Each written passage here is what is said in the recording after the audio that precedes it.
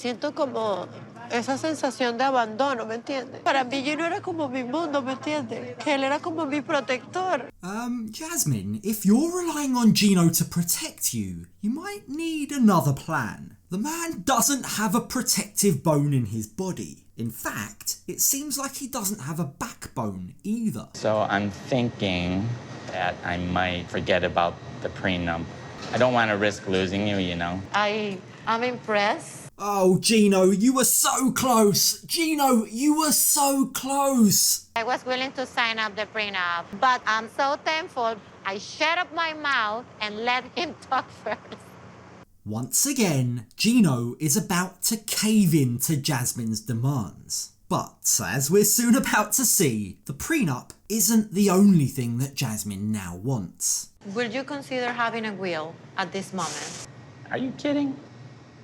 So, before we jump into Gino's latest horrible decision, let's rewind back to the start of this episode. We left Gino in the last episode standing up to Jasmine with what seemed like a reasonable prenup offer. But, as per usual, Jasmine threw a borderline psychotic tantrum. She also brought up her ex a lot for someone who's not with him anymore. I wonder if this ex issue is going to be the new wedge that slides between the pair.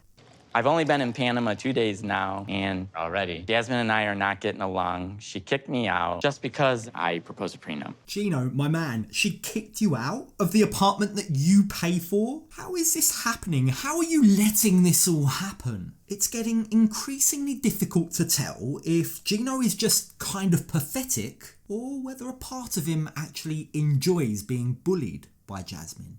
Maybe that's what floats his boat. Although, judging by the intimacy issues they have, perhaps not. So, after the big fight, where exactly does their relationship stand? She basically told me our engagement's off. I'm just frustrated and upset because I don't know if she means it or she's just saying this because she's hurt and she's trying to get revenge on me of some sort. Ah yes, Jasmine dramatically ripped off her engagement ring when they were arguing. But don't hold your breath. We all know Jasmine isn't going to let go of a man that pays for her luxury apartment quite that easily. She might be nuts, but she's not that nuts. Now, after being kicked out, Gino decides to go for a cold beer, and for some bizarre, unknown reason, he decides to spill his life story to the cute waitress. She got very upset, and I think that she wants to break up.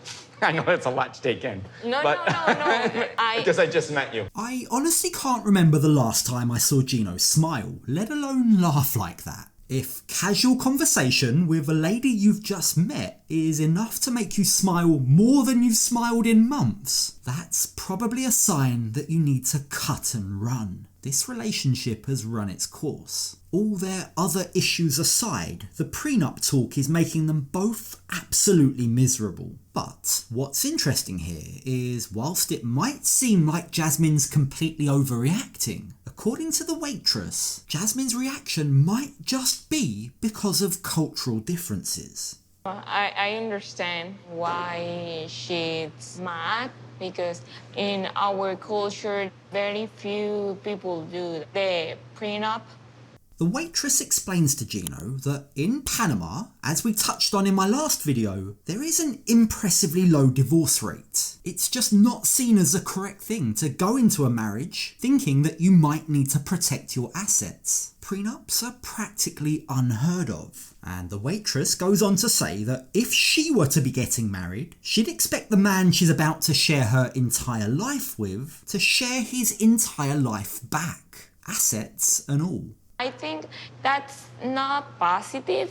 Think that something like that will happen. Now look, I get that this may indeed be down to a difference in culture. But even with that being considered, it's worth reminding ourselves that in her last marriage, Jasmine claims that her ex-husband hid their assets and left her with nothing. So after being burnt once before, surely she should be a little bit more open to legally protecting her rights this time around. It also doesn't excuse her reaction being unnecessarily aggressive, which seems to be giving Gino a real cause for concern. My prenup does not mean that I don't trust her. You know, I love her very much, but at the same time, I'm concerned about our future as far as marriage goes. Gino, you shouldn't really trust her. I mean, you don't really seem to love her. In fact, the way things are going, why exactly do you even want to be with her? This whole relationship makes less and less sense the more the season goes on. They're not satisfying each other either emotionally or physically. They're culturally very different and they don't seem to respect each other. So what exactly do they have in common? What's left that would make this a good marriage? It just doesn't seem to make sense at this point. Which brings us on to Jasmine. While Gino's out pouring his heart out to a barmaid, Jasmine decides to go for drinks with her younger sister. And it's here that Jasmine explains her fears and her worries. Pues que yo tengo que dejar todo e irme a los Estados Unidos sabiendo que si esto no funciona, yo me puedo quedar en la calle, que él no me va a dar nada. Yeah, Jasmine's being overly dramatic here. In fact, she's misrepresenting the situation. Firstly, she's not going to end up on the streets. Worst case scenario, if they were to split up, she could just come back to Panama. She could jump on the next flight and be back with her family and her friends. But secondly, we already know that Gino's drafted a prenup that would include what would happen were he to initiate a divorce. Gino's already assured her that she'd financially be taken care of. If I was the person that initiates a divorce, you would be giving the highest amount of financial protection. So how's that leaving her with nothing? Jasmine's fury and her anger seems to be clouding her ability to see the situation for what it really is. It's also affecting her sister's perception of Gino. I think that's unfair. After all, she's living rent-free with Jasmine thanks to Gino. The facts speak for themselves. He is willing to provide for her and her family. So Gino being judged for things that Jasmine's just making up isn't fair. De lo que me ha mostrado mi hermana, yo en lo personal dejaba a Gino. No estoy 100% segura si la ama de verdad. Ella está sufriendo. It's funny because Gino's family would say the same about Jasmine. They want Gino to leave her. They don't trust her. They think her intentions aren't pure. In their opinion, it's Gino that's suffering. And while I appreciate Jasmine's sister's concern for her, she must know her sister. She must know what Jasmine's like. She knows how dramatic Jasmine can be. She knows she cries about literally everything. Siento como esa sensación de abandono, ¿me entiendes? Para mí Gino era como mi mundo, ¿me entiendes? Que él era como mi protector. Either way, I don't think this is about the prenup anymore. My gut's telling me that Jasmine's still not over the betrayal of Gino sending her nudes and her losing her job as a result. She saw Gino as the man that was going to swoop into her life and save her, and instead she got a weird oddball who's destroyed her career. Con sus acciones me está dando a mostrar uno que no confía en mí y que no está dispuesto a protegerme.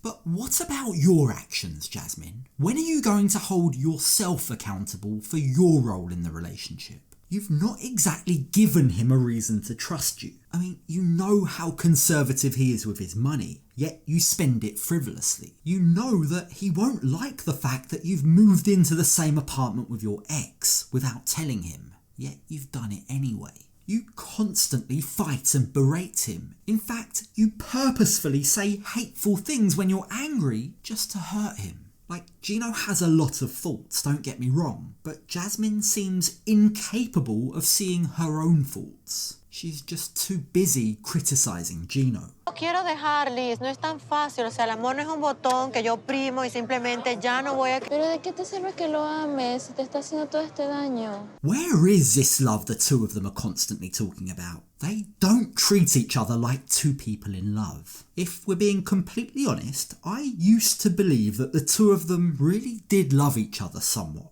But I think that feeling has long gone for both of them now. It feels like Jasmine knows that if she were to let Gino go, she'd lose her comfortable way of life. That seems to be why she's holding on. But of course, she can't just admit that to her sister. I have this fear of not being loved, of like the worst thing you could do to me is rejecting me. I want him to show me that I'm worth fighting for. It's becoming increasingly obvious that Jasmine's trauma from her past relationships have manifested themselves into some huge self-esteem issues. She fears rejection, and she needs to be constantly validated in order to feel like she's worthy.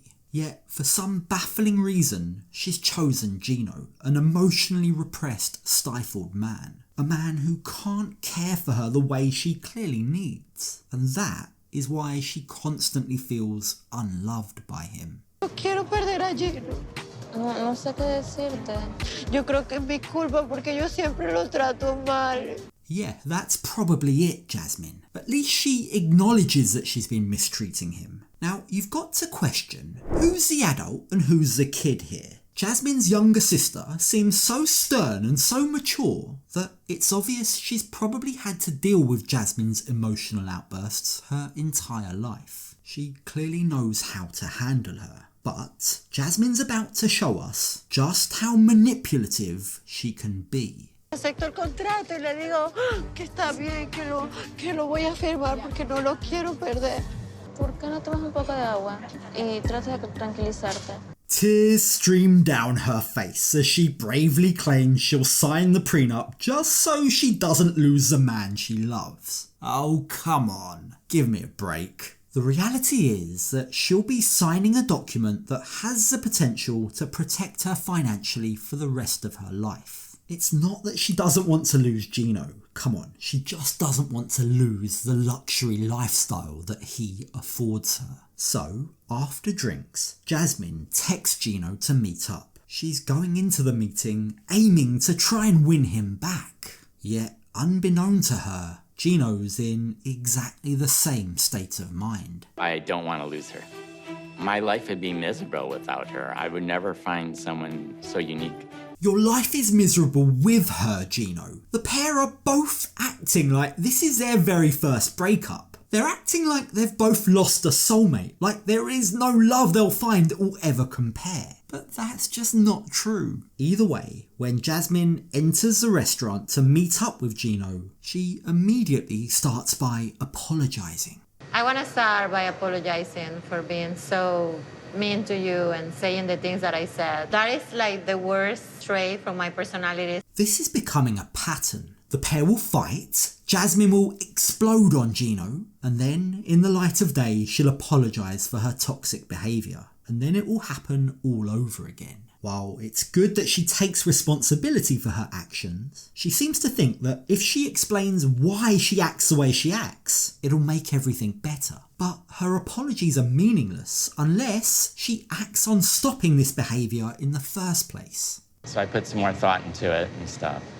And I'm not gonna attack you, so stop shaking. I promise I'm not gonna attack you. I'm not shaking.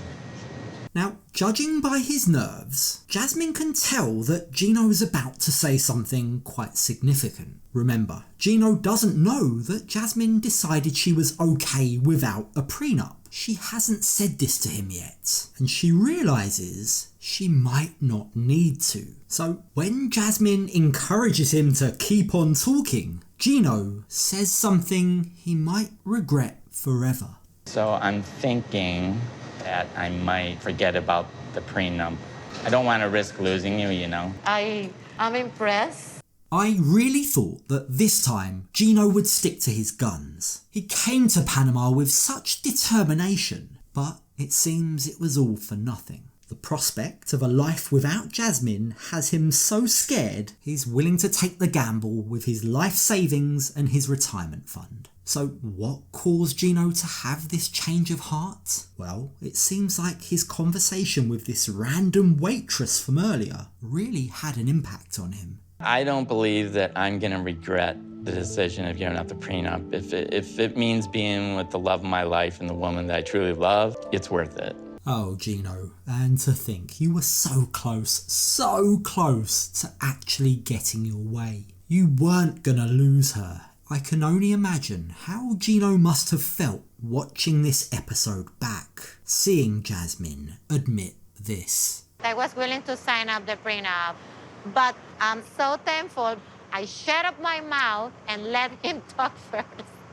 So, with the prenup fiasco wrapping up, Gino takes the opportunity to have an honest heart-to-heart with Jasmine. He admits that he was really hurt when Jasmine spoke about her ex. He asks her to try and work on not saying such horrible things in the heat of the moment. But don't forget, this is Jasmine we're talking about. She's almost certainly going to find a way to blame someone else for her issues. You because I don't feel like I'm the most important person in your life. Even though I've been faithful to you, I've been so loyal, I love you so much. I guess I'm just confused by what else Jasmine could possibly want from him. He flies to Panama to see her. He works hard to pay for all the expensive things that she wants. He literally pays for an expensive apartment for her and her sister to live in. She's got him wrapped around her little finger. But ultimately, Gino comforts her by telling her, prenup or no prenup, it never changed how he felt about her. And suddenly, just like that, Jasmine is back to her old self. Will you consider having a will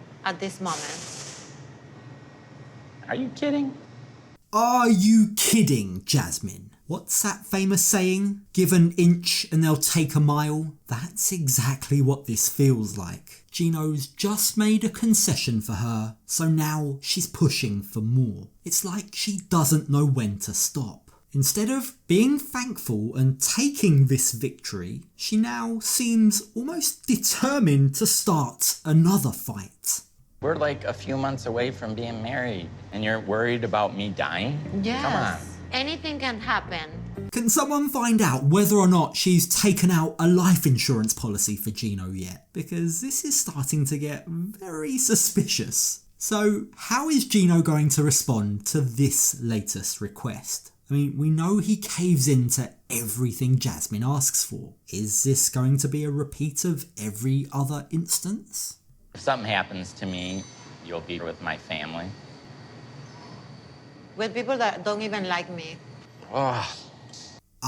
The topic of his family. What a time to bring that up. Jasmine knows how Gino's family feel about her, and she has no one to blame but herself. They're witnessing her bleeding him dry financially. They hear about the way she talks to him, and they saw for themselves firsthand how horrible she can be at the tell-all, which is why Jasmine now feels insecure and why she's now trying to form a wedge between Gino and his family. And something is telling me that they are gonna trying to be in between my relationship with Gino. This relationship feels like a game of whack-a-mole. Every time they sort out one issue, 4 more pop up. Call me a psychic, but something tells me there's going to be a lot more drama on the horizon.